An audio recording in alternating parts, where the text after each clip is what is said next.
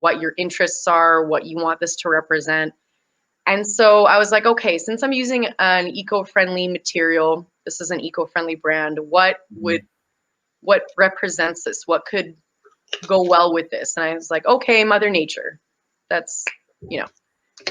So what are some words associated with that broad topic? And so since I lived in California, I lived next to the Pacific Ocean or close to it.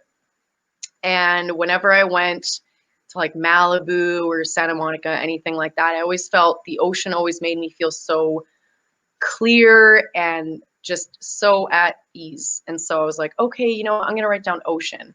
What words are associated with ocean? Turquoise is too hard to spell. I can't spell it. Not a very good business name if no one can spell it. So I was like, okay, so I'll think about that. And then I'm actually an hour away from the Rockies, which I've been going to since I was a little girl, or my parents always took us. And I'm a big fan of hiking, being on the side of a mountain. And so I was like, okay, Rockies hold a special place in my heart, always have, always will. What's associated with the Rockies? So trees, certain animals, certain mountain names, so stone. And then I woke up one day and I was like, what's another word for blue? What's another word for turquoise? I was like, cyan. Cyan and stone. I was like, oh, that's it.